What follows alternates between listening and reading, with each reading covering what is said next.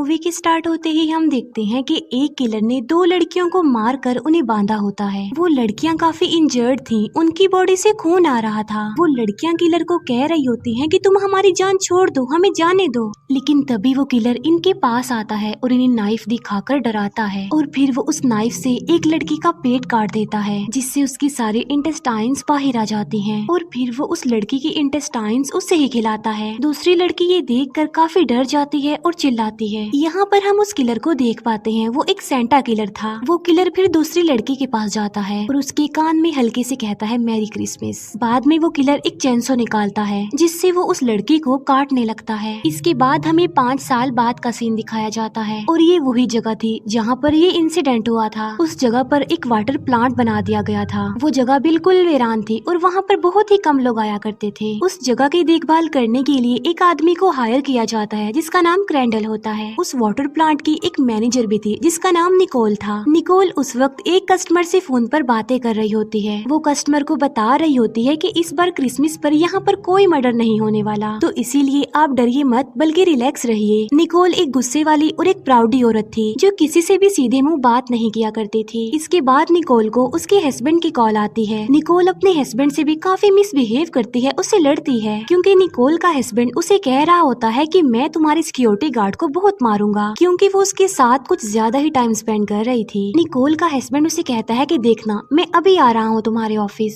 और मैं उस सिक्योरिटी गार्ड को अच्छे से सबक सिखाऊंगा। ये सुनकर निकोल अपने हस्बैंड को अब्यूज करती है और उसे बुरा भला कहती है। फिर निकोल क्रैंडल के पास जाती है और वो दोनों मिलकर स्मोकिंग करते हैं। निकोल क्रैंडल को बताती है कि गवर्नमेंट इस जगह को परचेज करना चाहती है जिससे हमारी जॉब खत्म हो जाएगी। लेकिन क्रैंडल जो कि निकोल की बातों पर ज्यादा ध्यान नहीं दे रहा था क्योंकि वो तो किसी और ही सोच में गुम था। वो उस रात को याद कर रहा था जब उस सेंटा किलर ने उन दोनों लड़कियों को मार डाला, वो भी क्रैंडल की आंखों के सामने। इसके बाद हमें एक आदमी दिखाया जाता है जो उस वाटर प्लांट के ऑफिस में आता है। निकोल उस आदमी से पूछती है कि तुम कौन हो और यहाँ पर किस लिए आए हो, जिस पर वो आदमी कहता है कि आपकी सिक्योरिटी गार्ड की तबीयत ठीक नहीं है, इसीलिए आज की ड्यूटी करने के लिए उसने मुझे भेजा है। फिर निकोल उस आदमी से पूछती है कि उस सिक्योरिटी गार्ड ने मुझे कॉल करके क्यों इन्फॉर्म नहीं किया, जिस पर वो आदमी कहता है कि असल में आपका सिक्योरिटी गार्ड अपनी फैमिली के साथ टाइम स्पेंड करना चाहता है, इसीलिए ना तो वो कॉल पिक करेगा और ना ही किसी को कॉल करेगा। ये सुनकर निकोल उससे भी बुरे तरीके से बात करती है और उसे उसका सारा काम समझा देती है। निकोल उस आदमी को कहती है कि मैं किसी जरूरी काम के लिए बाहर जा रही हूँ, तो इसीलिए कोई उल्टा सीधा काम मत कर देना, कोई गड़बड़ नहीं होनी चाहिए यहाँ पर। ये कहकर निकोल वहाँ से चली जाती है। जो आदमी अभी अभी यहाँ पर सिक्योरिटी गार्ड बनकर आया होता है उसका नाम जॉर्डन था। फिर क्रैंडल उस जगह को एक्सप्लोर कर रहा होता है क्योंकि उसे वहाँ पर कुछ ठीक नहीं लग रहा था बल्कि कुछ गड़बड़ लग रही थी। फिर वो सिक्योरिटी गार्ड यानी जॉर्डन अपने कपड़े चेंज करता है और वो भी उस जगह को एक्सप्लोर करने लगता है। तभी जॉर्डन को क्रैंडल मिलता है जो उसे बताता है कि हमें आज बिल्कुल अलर्ट होकर रहना चाहिए क्योंकि मुझे लगता है कि आज यहाँ पर बहुत सारे मर्डर्स होने वाले हैं। वो कहता है कि आपको ऑफिस में ही रहना चाहिए क्योंकि यहाँ पर जितने भी लोग हैं सबकी जान को खतरा है। फिर जॉर्डन जब ऑफिस के अंदर जाता है तब निकोल का हस्बैंड गुस्से में वहाँ पर आता है और निकोल को ढूंढने लगता है। निकोल का हस्बैंड गुस्से में जॉर्डन को धमकाने लगता है और उससे पूछता है कि बताओ मेरी वाइफ कहाँ पर गई है, जिस पर जॉर्डन उसे बताता है कि वो किसी जरूरी काम के लिए बाहर गई है। निकोल का हस्बैंड उससे पूछता है कि क्या तुम ही सिक्योरिटी गार्ड हो, जिस पर जॉर्डन कहता है कि नहीं, मैं वो सिक्योरिटी गार्ड नहीं हूँ बल्कि मैं तो उसकी जगह पर नौकरी करने के लिए आया हूँ। ये सुनकर निकोल का हस्बैंड उसे छोड़ देता है और वहाँ से चला जाता है। जब निकोल का हस्बैंड बाहर होता है तब उसे वहाँ पर किसी लड़की के चिल्लाने की आवाज आती है और जब निकोल का हस्बैंड उस आवाज को फॉलो करते हुए आगे बढ़ता है तो कोई उस पर कुल्हाड़ी से अटैक करता है जिससे उसका बहुत सारा खून बहने लगता है और निकोल के हस्बैंड की मौत हो जाती है। इसके बाद हमें एक लड़की दिखाई जाती है जिसे वो सेंटा किलर उसके घर से ही किडनैप कर लेता है। क्रैंडल जॉर्डन को बता रहा होता है कि मुझे पुलिस के थ्रू ये खबर मिली है कि कोई लड़की सिटी से गायब हो गई है। क्रैंडल कहता है कि मुझे तो ये उसी किलर का काम लग रहा है जिसने 5 साल पहले 2 लड़कियों को इसी लोकेशन पर मारा था।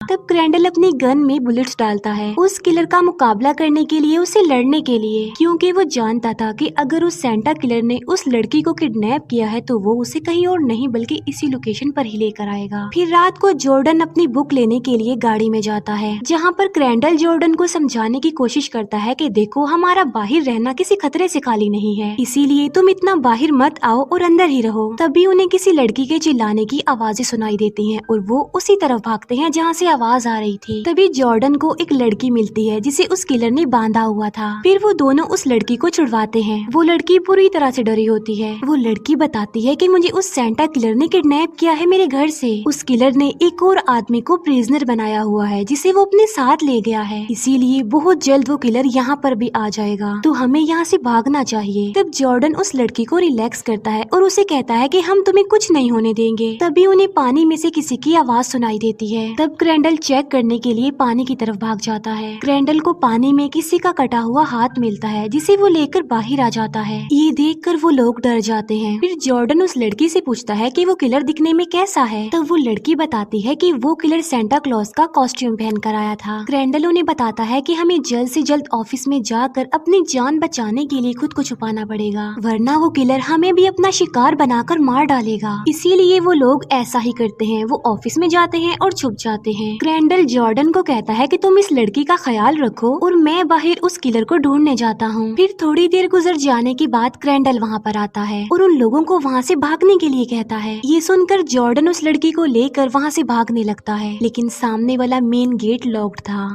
ये देखकर जॉर्डन उस लड़की को कहता है कि हमें चाबी लेने के लिए वापस ऑफिस जाना होगा ताकि वो मेन गेट को ओपन करके यहाँ से भाग सके। फिर वो लोग ऑफिस के बाहर पहुँचते हैं और जॉर्डन चाबी लेने के लिए ऑफिस के अंदर जाता है। क्रेंडल जब उस जगह को चेक कर रहा होता है तब उसे निकोल एक रूम में बंधी हुई मिलती है। निकोल को वहाँ पर देखकर क्रेंडल को एक आइडिया आता है। वो सोचता है कि किलर को अपने ट्रैप में फंसाने के लिए मुझे निकोल का यूज करना चाहिए ताकि जब वो किलर निकोल को देखकर वहाँ पर आए तो क्रेंडल उसे मार सके। ये बात क्रेंडल निकोल को भी बताता है और खुद उस रूम के बाहर छुपकर उस किलर के आने का वेट करता है। जब वो लड़की गाड़ी में अकेली होती है तब उसे अपनी गाड़ी के सामने एक इंजर्ड आदमी नजर आता है जो कि उसी की तरफ ही आ रहा था। जॉर्डन को गेट की चाबी मिल जाती है और वो वापस गाड़ी में आ जाता है। वो लड़की जॉर्डन को बताती है कि मैंने अभी यहाँ पर एक इंजर्ड आदमी को देखा है जो अचानक गायब हो गया। ये सुनकर जॉर्डन उस लड़की को कहता है कि अगर वो आदमी इंजर्ड है तो जरूर वो मुसीबत में है और हमें उसकी हेल्प करनी चाहिए। तब वो दोनों उस इंजर्ड आदमी की हेल्प करने के लिए उसे ढूंढने के लिए वहाँ से चले जाते हैं। वो उस आदमी को तलाश करते हुए एक ऐसी जगह पर पहुँच जाते हैं जहाँ पर निकोल के हस्बैंड की डेड बॉडी थी। उस डेड बॉडी को वहाँ पर देखकर वो दोनों बुरी तरह से डर जाते हैं। वो लड़की जॉर्डन को बताती है कि नहीं, ये वो आदमी नहीं है जिसे मैंने देखा था, इसीलिए वो दोनों अलर्ट हो जाते हैं। दूसरी तरफ क्रेंडल को उस किलर का वेट करते करते काफी देर हो गई थी, लेकिन वो किलर अभी तक नहीं आया था वहाँ पर। तब क्रेंडल अंदर जाकर निकोल को आजाद कर देता है और फिर वो दोनों वहाँ से भागने का प्लान बनाते हैं। जॉर्डन जब गाड़ी स्टार्ट करने वाला होता है तब उनकी गाड़ी स्टार्ट ही नहीं होती, इसीलिए वो पैदल ही मेन गेट तक जाकर उसे ओपन करने की कोशिश करते हैं। तभी उन लोगों को किसी आदमी के चिल्लाने की आवाज सुनाई देती है। तब जॉर्डन उस लड़की को वहाँ पर अकेला छोड़कर उस आवाज की तरफ जाता है। निकोल और क्रेंडल जब वहाँ से भाग रहे होते हैं तब निकोल को वो किलर नजर आता है। निकोल जब उस किलर को देखती है तो वो डर जाती है। निकोल जब बाहर आती है तब उसे जॉर्डन एक डेड बॉडी के पास मिलता है। निकोल जॉर्डन को बताती है कि ये तो हमारा पुराना सिक्योरिटी गार्ड है जिसे तुमने मार डाला, जिस पर जॉर्डन निकोल को कहता है कि देखो, ट्राई टू अंडरस्टैंड, मैंने इसे नहीं मारा। जॉर्डन निकोल को बताता है कि मैं तो इस आदमी की आवाज सुनकर यहाँ पर आया हूँ, जब तक मैं यहाँ पर पहुँचा तो ये मर चुका था।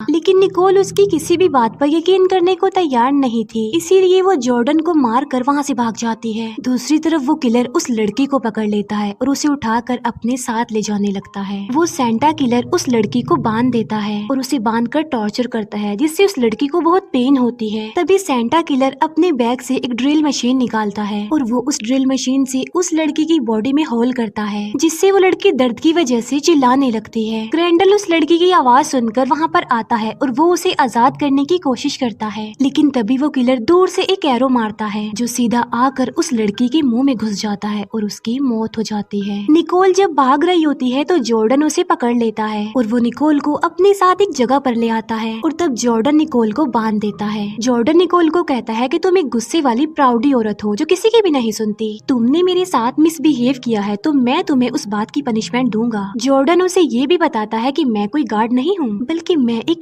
एक्टर हूँ जो अपने किसी मकसद को पूरा करने के लिए यहाँ पर आया है। ये सुनकर निकोल काफी हैरान रह जाती है और वो उसे रिक्वेस्ट करती है कि प्लीज मेरी जान छोड़ दो, लेकिन जॉर्डन निकोल की एक नहीं सुनता। वो उसे बाहर ले आता है और उसे बांध देता है। ग्रैंडल जब निकोल को बंधा हुआ देखता है तब वो उसे छुड़ाने के लिए आगे बढ़ता है, लेकिन तभी वो किलर वहाँ पर आ जाता है और निकोल का गला काटकर वो उसे मार डालता है। ग्रैंडल उस किलर का पीछा करता है और उस पर गन पॉइंट कर देता है। ग्रैंडल बस उस किलर को भी मारने ही वाला होता है कि तभी ग्रैंडल पर कोई अटैक करके उसे बेहोश कर देता है। ग्रैंडल की जब आँख खुलती है तो वो खुद को बंधा हुआ पाता है। तभी जॉर्डन ग्रैंडल के सामने आ जाता है और उसे बताता है कि मैं कोई गार्ड नहीं हूँ। वो बताता है कि बल्कि मैं उस किलर यानी सेंटा किलर का ट्विन भाई हूँ जिसे 5 साल पहले तुमने गोली मारी थी। असल में 5 साल पहले जब वो सेंटा किलर उन लड़कियों को टॉर्चर कर रहा था तब ग्रैंडल ने पीछे से आकर उस किलर को शूट किया था, जिसकी वजह से वो सेंटा किलर इंजर्ड हो गया और वहाँ से भाग गया। फिर उस सेंटा किलर को ठीक होते होते 5 साल लग गए। फिर इन दोनों भाइयों ने प्लान बनाया कि वो ग्रैंडल से अपना बदला लेंगे। ये सुनकर ग्रैंडल जॉर्डन को कहता है कि तुम प्लीज मुझे जल्दी से मार दो, जिस पर जॉर्डन कहता है कि नहीं, बिल्कुल नहीं, हम तुम्हें इतनी आसान मौत नहीं दे सकते, बल्कि मेरे भाई ने तो तुम्हारे लिए कुछ और ही प्लान किया हुआ है, वो तो तुम्हें तड़पा तड़पा कर मारेगा। तभी वहाँ पर वो सेंटा किलर आ जाता है और वो ग्रैंडल को टॉर्चर करने लगता है। तब जॉर्डन बाहर आ जाता है और ग्रैंडल के मरने का वेट करता है। तभी ग्रैंडल उस सेंटा किलर को अपनी लेग्स की मदद से पकड़ लेता है। ग्रैंडल उस सेंटा किलर को इंजर्ड कर देता है और खुद को आजाद करके बाहर जाता है। बाहर ग्रैंडल को जॉर्डन खड़ा हुआ मिलता है। तब ग्रैंडल एक गन से जॉर्डन को शूट कर देता है। ग्रैंडल समझ रहा था कि अब वो दोनों भाई शायद मर चुके हैं, लेकिन तभी वो सेंटा किलर बाहर आ जाता है और ग्रैंडल के पेट में एक नाइफ घुसाकर उसे मार डालता है। मरते मरते ग्रैंडल उस सेंटा किलर की दाढ़ी हटा देता है, जिससे उसे पता चल जाता है कि ये दोनों भाई वाकई ट्विंस हैं। और इसी के साथ ही इस मूवी का दी एंड हो जाता है। Thank you for watching.